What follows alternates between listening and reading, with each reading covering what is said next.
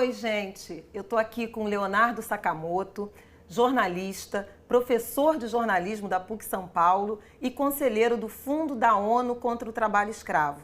O papo? Escravidão moderna. Léo, obrigada por participar do nosso entrevista e eu quero começar conceituando. O que significa escravidão moderna 131 anos depois da Lei Áurea? Então, escravidão moderna, escravidão contemporânea, trabalho análogo de escravo, de acordo com a lei brasileira, ocorre em 4 situações. Quando você tem o trabalho forçado, um trabalho para o qual a pessoa não se ofereceu voluntariamente na qual ela foi enganada e mantida presa por retenção de documentos, isolamento geográfico, ameaças, servidão por dívida, em que a pessoa ela é presa a uma dívida contraída de forma fraudulenta, adiantamento de hospedagem, adiantamento de alimentação, adiantamento de recursos para a família, dinheiro para equipamento, abuso dos preços, e aí aquele sistema conhecido como barracão, você vai aumentando, a pessoa fica presa àquela dívida impagável. Mas também você tem trabalho escravo quando você tem outras 2 situações. Uma é condições degradantes de trabalho. Não deve ser confundido com trabalho precário, trabalho cansativo, não. É você colocar a pessoa, sujeitar a pessoa a condições tão ruins e tão insalubres e tão de alojamento, de alimentação, de trabalho no dia a dia, e aí ela acaba ficando em risco sua vida, sua segurança e sua saúde. E por fim, aí sim a questão da jornada, que é a chamada jornada exaustiva, que não é hora extra não paga, que não é você trabalhar um pouquinho a mais ou muito a mais, ou fazer um plantão a mais, mas é você trabalhar muito, de forma tão intensa e repetidas vezes, você tem tempo de descansar, que você também coloca em risco sua saúde, segurança e vida. A gente tem, por exemplo, o caso de trabalhador no corte de cana que morreu exaurido de tanto cortar cana sem descanso. Mas não é só a área rural que tem trabalho em condições análogas à escravidão, né? Onde é que tem trabalho escravo no Brasil do século XXI? Olha, o trabalho escravo do século XXI no Brasil você tem em vários lugares. Começando pelo rural que a gente abriu, a produção de gado bovino talvez seja a cadeia produtiva com maior envolvimento de trabalho escravo contemporâneo, com a maior quantidade de libertações de trabalhadores, né, considerando... Mais do que a lavoura? Mais do que a lavoura. Gado bovino, não em libertação de trabalhadores, mas em número de unidades que foram alvo de fiscalização por parte do governo federal, e na qual o governo federal libertou trabalhadores, é campeão, é a quantidade de unidades, fazendas de gado bovino. Mas aí depois a gente tem lavouras de soja, de cana, de milho, de feijão, de arroz, de fumo, tabaco, de erva mate, de tomate, de frutas. Nós temos extração de madeira ilegal, nós temos extração de madeira legal com fazendas de pinos ou de eucalipto. Nós temos também construção civil, tanto na região rural, com a construção de hidrelétricas, de linhas de transmissão, mas também urbana, com obras de casas populares, de fábricas, de bancos e por aí vai. Nós temos o quê? Oficinas de costura que oferecem, de forma exclusiva ou não, para grandes varejistas de roupas que encomendam essas roupas para esse pessoal, se conectando a eles, sendo responsável por aí. Nós também temos trabalho escravo no comércio, né? Temos trabalho escravo na alimentação, né? Ou seja, restaurantes e bares que escravizam também. Nós temos escravização de pessoas em bordéis, em prostíbulos, em caso de prostituição, e em várias outras atividades. Pois é, quer dizer, a gente está tratando de atividade rural, de agropecuária, de indústria e de serviços, quer dizer, é transversal. Todos né? os setores da economia. Todos os setores Exatamente. da economia.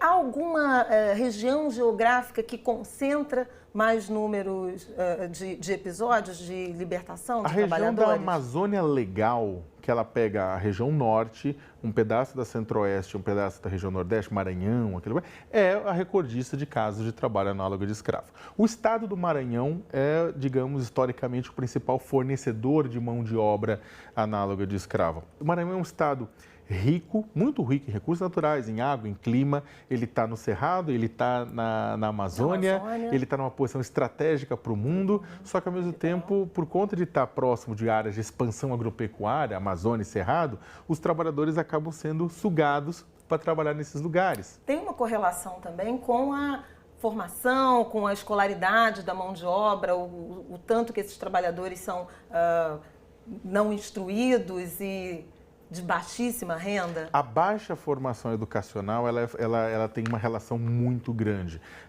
Eu fiz um trabalho, uma pesquisa anos atrás, junto com a Universidade de Manchester, né, para tentar entender um pouco o perfil educacional e como funcionavam esses processos. Você vai pegar muitos dos escravos libertos, muitos dos trabalhadores escravizados que foram libertos pelo governo, eles trabalhavam quando criança e quando você vai perceber, eles trabalhavam e não estudaram. Então você tem uma quantidade muito grande. A relação foi se prolongando, Exatamente, né? É o trabalho infantil gerando trabalho escravo. Né? Ou seja, o Estado deu as costas para o trabalhador, para a criança, e depois vai ter que herdar um trabalhador que está totalmente disfuncional, que está sendo escravizado, está sendo explorado no sistema. O interessante é que, se você for pegar os dados, e há muitos dados com relação a isso, os trabalhadores que são escravizados estão principalmente na faixa de 18 a 44 anos, são homens, né? Isso sem contar a questão da exploração sexual. Estou falando para o trabalho escravo, para a exploração econômica. Assim, a maioria são homens. E só que você vai pegar um número, uma quantidade muito grande de analfabetos ou analfabetos funcionais, que pode ter estudado 4, 5 anos e pode saber ler e escrever, mas não sabe o que está lendo e não sabe o que está escrevendo. Ou seja, não sabe exercer plenamente sua cidadania. Não sabe, não consegue, né? A gente está falando de servidão por dívida, é um exemplo, né? Que está mal informado, acaba capturado, né? Acaba capturado por causa dos cálculos, acaba enrolado nesse processo, né? Então, o que acontece é que, para você combater o trabalho escravo, é claro, tem todo o processo de você apurar denúncias, resgatar pessoas, obrigar pagamento de salários e direitos atrasados, processar trabalhisticamente pedindo compensação, processar criminalmente pedindo cadeia para quem se utiliza desse crime, causar problemas, causar um impacto para quem lucra com esse tipo de exploração, para que ele não volte a explorar essa mão de obra, mas isso é quase uma punição a posteriori. A gente precisa investir também bastante na prevenção. Ou seja, é impedir que essa pessoa seja escravizada. E aí você deu a chave principal, educação. Tanto daquela educação que conscientiza a pessoa a respeito da sua cidadania e do seu papel como trabalhador e do seu lugar na sociedade. Educação cidadã. Exatamente. E a educação profissional, que é fazer com que a pessoa possa exercer a plenitude dos seus dons e dos seus potenciais de forma a que ela não seja explorada, porque ela é simplesmente um instrumento descartável de trabalho. Por exemplo, no Haiti, nós temos uma figura, né, de exploração muito comum, chamado reste avec, que é o ficar com, né, na tradução literal, que é literalmente aquela coisa que acontece também em algumas regiões do Brasil, que é você pegar para criar, normalmente uma sobrinha, uma prima, e aí você pega para criar, só que você não está dando para ela as mesmas oportunidades dos seus filhos. Né? Essa pessoa é uma escrava doméstica na prática. Nem sempre é uma escrava doméstica, mas muitas vezes acaba caindo nessas condições. No mundo inteiro acontece isso. Acontece isso na Europa, acontece isso no Haiti, acontece isso na Ásia, na África. No Brasil também acontece. O Brasil tem um déficit de fiscalização para trabalho doméstico, para trabalho escravo doméstico. E você não consegue fiscalizar porque tem a questão da inviolabilidade do lar. Entendeu? Então é o seguinte, uma coisa é você meter o pé na porta, com todo respeito, não é o pé na porta, mas você dá licença, estou entrando, e verificar uma empresa, para verificar se uma fazenda, uma empresa, uma indústria tem trabalho análogo de escravo ou qualquer outra forma de superexploração do trabalho. Só que quando o trabalho é realizado na sua residência, tem questões da violabilidade, tem juízes que permitem, mas aí demanda uma autorização judicial prévia, provas, um monte de coisa para que isso aconteça. Então, existe esse trabalho doméstico que escraviza principalmente mulheres, está na sombra. Tem um perfil étnico-racial? Tem. E aí tem uma coisa que é uma pegadinha, né? Eu já escrevi muito sobre isso, eu fui criticado muitas vezes que as pessoas falaram, não, mas você falou isso. Eu falei, não, é que entender, acho que duas coisas são importantes. A escravidão que acontecia no Brasil, primeiro ela foi indígena, prioritariamente, e depois ela foi de africanos que foram obrigados a cruzar o Atlântico, né, que foram sequestrados e trazidos para cá para serem vítimas de exploração. O que acontece é que, ou seja, a escravidão naquele momento, por 300 anos, a escravidão tinha cor e era negra. A escravidão hoje, ela tem cor? Sim, ela continua negra. Por quê? Porque você só escraviza descendentes de africanos? Não. Naquele momento, sim, você tinha uma prioridade nesse sentido. Hoje, não é. A escravização ela é principalmente de pobres e miseráveis. Só que quem é o pobre e o miserável no Brasil? Esse é o ponto. Claro, por quê? Porque as dimensões da exclusão, elas não foram atacadas, combatidas. Por conta de uma herança mal resolvida de um 13 de maio de 1888, que na verdade nunca garantiu inserção cidadã, inserção clara, inserção produtiva, né, para uma camada gigante da população, você, na verdade, obrigou essa camada da população a procurar subempregos, né, a vida inteira e por gerações. Então, na verdade, o fato de que você você liberta mais trabalhadores negros, bem mais do que a proporção deles na sociedade brasileira, né, mostra que aquela herança de 1888 ainda não foi resolvida. Então é muito triste quando a gente ouve algum governante dizer que não tem relação nenhuma, que não tem culpa nenhuma pela escravidão do passado. Isso é uma ignorância, porque todos nós temos responsabilidade por isso. Eu queria te perguntar sobre estrangeiros, porque nas condições análogas à escravidão moderna em área urbana, tem muito boliviano, trabalhadores de países vizinhos ao Brasil que também estão submetidos às piores condições de trabalho. É isso? Tem. Em São Paulo nós temos muitos bolivianos, peruanos, paraguaios trabalhando em oficina de costura. Nem todos os casos, é claro, que trabalham em oficina de costura é trabalhador em situação análoga de escravo, mas muitos dos libertados são dessas nacionalidades, né?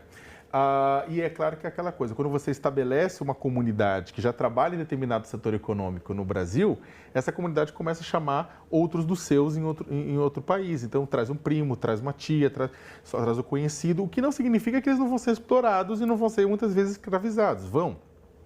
Mas não só latino-americanos. Por conta das crises de terremoto, de furacão, crises econômicas no Haiti, nós tivemos toda aquela leva de haitianos que entraram via Acre e acabaram vindo trabalhar aqui. E muitos acabaram escravizados. Teve casos na construção civil em Minas Gerais e no Mato Grosso de libertação de centenas de haitianos. Também tivemos agora, com o absurdo que está acontecendo na Venezuela, né? Nós tivemos a situação econômica e tudo que está acontecendo lá, temos um êxodo, né? Temos milhares de venezuelanos que vêm tentar a vida na América do Sul e também acabam sendo explorados. Também já houve libertação de trabalhadores envolvendo bolivianos, né? Mas também o fluxo ele não é só desses lugares. Temos senegaleses na África, temos refugiados no mundo inteiro. O Brasil, historicamente, é um país que sempre esteve de portas abertas para os imigrantes. A melhor forma de combater o trabalho escravo imigrante, nesse caso, dos migrantes internacionais, é não fazer com que eles tenham que se refugiar nas sombras. Porque a partir do momento que o Estado começa a caçar imigrantes dizendo que eles estão em situação ilegal... A xenofobia, a ilegalidade, eles acabam se escondendo e acabam se escondendo atrás daqueles contratadores de mão de obra falando, fica aqui comigo, que aqui comigo você está garantido que o Estado quer te pegar. Então, se você, na verdade, transforma esse trabalhador que está gerando riqueza, que está comprando produtos, que está pagando indiretamente impostos para o país, se você trata ele como um bandido, ele vai se refugiar atrás de outro bandido, na verdade. Então, você tem que, na verdade, tratar isso de peito aberto. Lembrando, é claro que os tratados internacionais que o Brasil assinou, como o Protocolo de Palermo, garantem que os libertados da escravidão não devem ser deportados. Leonardo Sakamoto, muito obrigado por participar do nosso entrevista. Eu que agradeço o convite. E aí? Gostou? Quer ver de novo esse programa? Quer ver os outros da temporada?